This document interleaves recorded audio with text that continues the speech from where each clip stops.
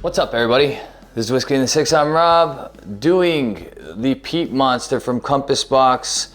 This is a relatively new edition. I got this at a blowout sale at the LCBO, believe it or not, for like 65 bucks or something like that. Actually, my buddy was at the LCBO and he picked them up for us. This is the 2022 edition, 46%. And the reason why you see a flaming heart next to it is this is the 4th edition, 2012 flaming heart. And what was inside here was some Peat Monster. So the makeup of Peat Monster is usually all Caol Ila and Laphroaig. The youngest stuff in this Peat Monster is Laphroaig, and I believe it's 7 years old. The oldest stuff is a good portion of Caol Ila, and that's 11 years old. So for $65-ish Canadian, you're getting an integrity bottling with some decent age stuff in it. Nothing crazy, but I believe it's 46% Caol Ila at 11 years old. So I'm gonna do these guys side by side. This Flaming Heart is younger than the editions that came after it. The edition 5 was much older, as well as the edition 6. But again, like I said, I wanted to compare these head to head because this edition 4 has Peat Monster in it. So starting over here to the right with the Peat Monster, bottled at 46%. All right, very lemony, a touch of smoke in there as well. So this has been open for a little while, but I wouldn't necessarily call it a Peat Monster. Well, definitely not a Peat Monster, but it's peated. The regular Laphroaig 10 is more peated than this. This has got a good portion of Caol Ila. Maybe that tends to be a touch less peated than Laphroaig. So maybe this is a touch more peated than like a Caol Ila 12 on the palate.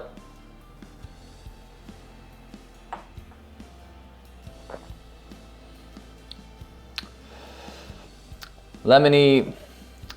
I mean, when you put Laphroaig in anything, it tends to dominate both nose and palate. Definitely get that Laphroaig characteristic in here.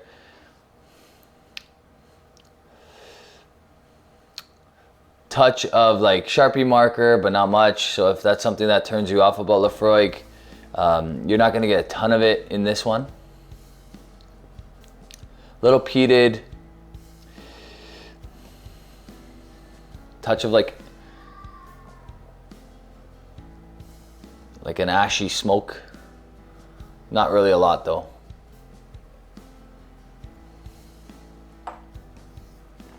Powdered sugar, lemon peel. There's a touch of like a bitter note on the back end, but like a pleasant one, if that makes sense. If you're into Amados, you know exactly what I'm talking about. It's good.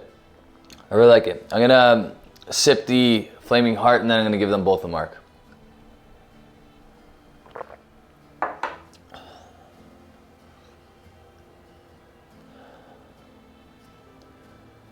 So, Flaming Heart.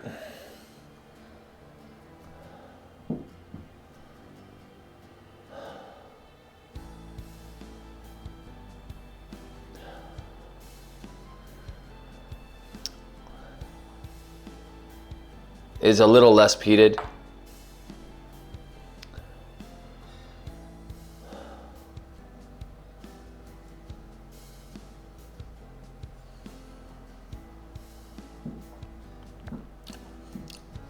little more viscosity, and I'm not sure if that's just my illusion based on the fact that this is a 48.7, 48.9 ABV, and this is 46. Neither of these are chill filtered, but the palate is more rich on the Flaming Heart for sure.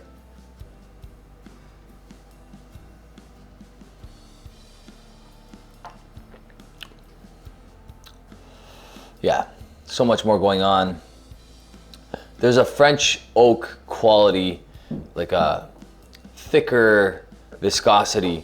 I think that comes from the French oak, or at least finishing in French oak, that is common amongst all the Flaming Hearts. It's actually not a fair comparison when you put them head to head. This might have Peat Monster in it, but the parts of the sum are nowhere near as good as the sum as a whole. This Flaming Heart is ridiculously good.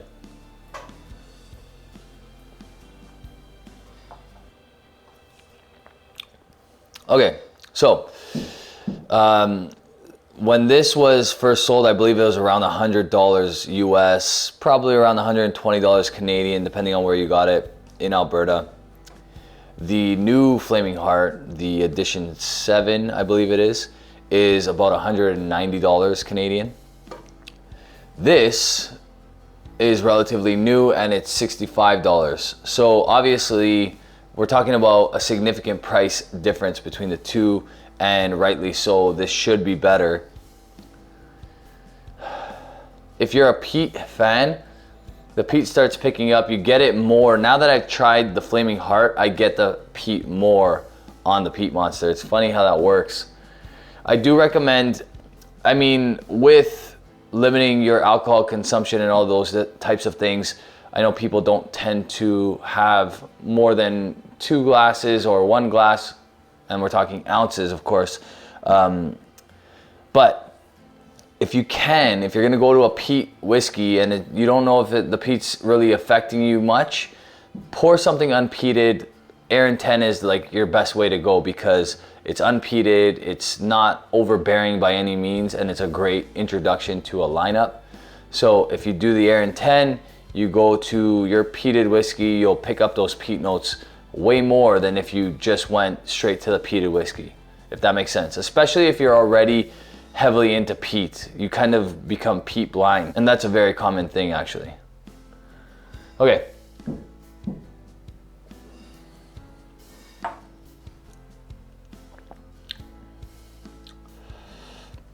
Nice peat notes on the nose, slightly lemony on the palate, carries through a little bit. You definitely pick up that Laphroaig.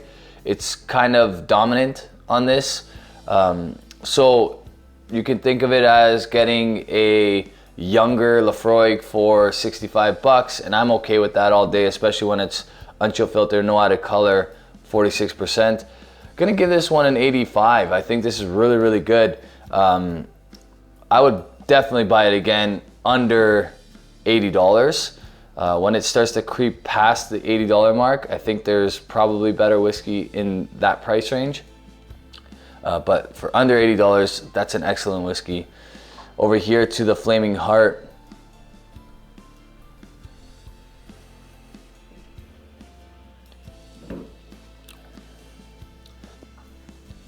That's just all around good. Great viscosity, great blending by John Glaser. There's nice peat to it, but not overbearing peat, not peat that is gonna turn off somebody that's not crazy into peat, I don't think. Yeah, that's an 86 for me easily. Really, really good. Probably 86 and a half, to be honest with you. The problem is the price is creeping up. I think we tasted the edition 7, but we haven't formally reviewed that one because we didn't buy a bottle of it. If I didn't have 2 bottles of Flaming Heart on my shelf and a half bottle of the edition 4 here, I probably would buy the new one, but because I have that, I gladly bought this one. I can't remember if this is a bottle split with my buddy Paulo or I actually just borrowed this, but thank you P-Boss either way. Great stuff. Both of these are really good. I would buy both of these again. I will always have an edition of Flaming Heart on my bar because I've fallen in love with it. The Peat Monster, I'm curious about the cask strength, but not curious enough to spend close to Flaming Heart prices for it. So I'll probably just stick to the Flaming Hearts. Really good though, I really like that. And at that price, I'm buying multiple all the time. That's it for me, guys. I hope you liked this video. If you did, give it a thumbs up. If you really liked the video, hit the subscribe button if you haven't already. You can follow me on Instagram, Twitter, Facebook. Hit the bell to get notifications when I do release videos, and you can support the channel on Patreon.